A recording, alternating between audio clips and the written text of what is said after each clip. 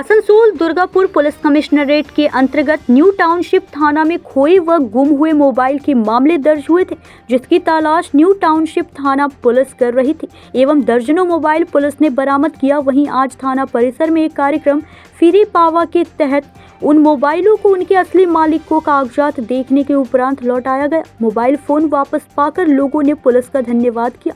वहीं दूसरी ओर cyber fraud में भी गवाए हुए लगभग 4 लाख रुपए पुलिस ने बरामद कर लौटाया। इस मौके पर एसीपी सुबीर राय, सीआई रणबीर बाग, थाना प्रभारी नसरीन सुल्तान के अलावा अन्य अधिकारीगण उपस्थित थे। इस मौके पर एसीपी सुधीर राय ने लोगों से सावधान रहकर मोबाइल का उपयोग करने की हिदायत दी। इसके साथ ही किसी तरह के ओटीपी एवं लिंक न शेयर करने की सलाह दी। ফিরে পাওয়া অনুষ্ঠান করা হলো। আমরা মাঝে মাঝে এই ধরনের অনুষ্ঠান করি। বিগত দিনে যাদের মোবাইল হারিয়ে গেছে বা চুরি হয়েছে এবং সাইবার ফ্রডে যাদের টাকা জালিয়াতি হয়েছে তাদের বেশ কিছু মোবাইল ফোন আমরা উদ্ধার করতে পেরেছিলাম, যেটা সংখ্যায় 15টার উপরে দেখলেন এবং 4 লাখ টাকার উপরে সাইবার ফ্রডের টাকা উদ্ধার হয়েছে। তাদেরকে আমরা আজকে ডেকে একটা অনুষ্ঠানের মাধ্যমে তাদের মোবাইল ফোন এবং টাকা ফিরিয়ে দেওয়ার এই অনুষ্ঠান করলাম। এই যে সাইবারের যে ক্রাইমটা হয়েছিল, যেটা যে অ্যামাউন্টটা বললেন, এটা কি হবে? কি ধরনের বিভিন্ন ধরনের, ধরুন আপনার এটিএম এর যে পিনগুলো হয় ভুল করে দিয়ে দিয়েছে বা মোবাইল হারিয়ে যাওয়ার পরে মোবাইলের মধ্যে অনেকে অনেক রকম তথ্য লিখে রাখে অ্যাকাউন্টের, ঠিক আছে। একজন আপনারা শুনতেই পেলেন যে মোবাইল হারিয়ে গেছে, তারপর টাকা চলে গেছে। তো মোবাইলে তথ্য লিখে রেখেছে, সেখান থেকে আপনার সিক্রেট ইনফরমেশনগুলো তারা পেয়ে গেছে, যারা সাইবার ফ্রড করে সেখান থেকে বেরিয়ে গেছে। বিভিন্ন রকম একজনের ব্যাংকে লোন দেওয়ার নাম করে তার অ্যাকাউন্টে টাকা ঢুকিয়ে তাকে জালিয়াতি করেছিল।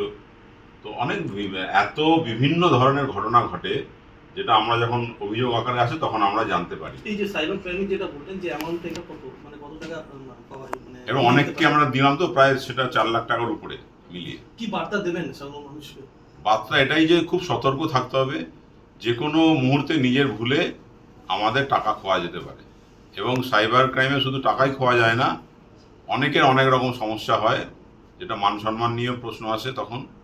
তো একটু সতর্ক থাকলে এবং সজাগ থাকলে আমার মনে হয় অনেক ক্রাইম বা প্রতারকের হাত থেকে এড়ানো যায়। সতর্ক থাকাটা খুব প্রয়োজন। আপনার টাকা গেল কিভাবে গেছিল আপনার টাকা? কিভাবে খোয়া গেছিল? আমার মোবাইলটা চুরি হয়ে গেছে। আমি দুর্গাপুর থেকে বাসে মিনিবাস এসে ডিবিসি আসতে গেছিলাম। ডিবিসি নেমে দেখছি আমার মোবাইলটা নেই।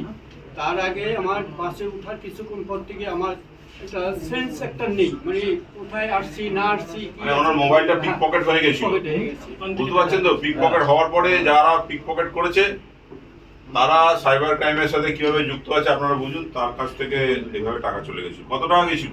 4,07,200। এখন 50,000 পেয়েছে। কেস চলছে স্যার, এরপরে আরো বাকি ইনভেস্টিগেশন প্রসেস রয়েছে। ঠিক আছে, কুইক রেসপন্সটা পাওয়া গেছে। এটা স্যার একটা আমার স্যালারি অ্যাকাউন্টে, আমি বিএসএমএস কলেজে আছি। স্যালারি অ্যাকাউন্টে আমার কমিশন ছাড়া একটা পার্সোনাল লোন ক্রেডিট হয়েছে অ্যাক্সিস ব্যাংক থেকে। তারপরে আরো অনেক কিছু ভেতরে জড়িত আছে। তো 80,000 ওরা আমাকে কম্পেনসেট করেছিল, আর বাকি টাকাটা নিজের পার্সোনাল লোনটা নিজেই সেটেল করেছিল। আমার নিজে পকেট থেকে কিছু যায়নি। একটা লম্বা মানে কারবাই করতে হয়েছে, মানে উইদাউট মাই নলেজ, মানে 4,60,000 ওরা আমার অ্যাকাউন্টে করেছিল। সেখান থেকে সাইবার ফ্রড 1,30,000 সরাতে পেরেছে। আচ্ছা, 1,30,000 সরিয়েছিল। তো 80,000 ওরা আমাকে কম্পেনসেট করেছে ব্যাংক থেকে, আর বাকি যে 50,000টা ওটা ব্যাংক নিজের থেকে সেটেল করে নিয়েছে। তাহলে আমরা ওনার পুরো টাকাটাই ফেরাতে পেরেছি। আমাদের 80,000 টাকা এখানে পেয়েছে আর 50,000 আগেই পেয়ে গেছে। খুব ভালো। কেস চলছে। কত টাকা গেছিল? কত? দেখুন, 71,680 টাকা গেছিল। আমরা 71,000 টাকা ওনার ফিরিয়ে দিয়েছি। পুরোটাই পেয়েছো তো? কিভাবে গেছিল বলে দাও।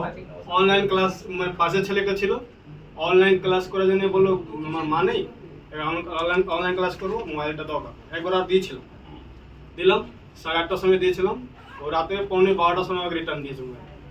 তারপরে আমি মোবাইল চেক করতে গেছি, ব্যালেন্স পেলাম না, ইউপিআই নষ্ট করে দিয়েছিল।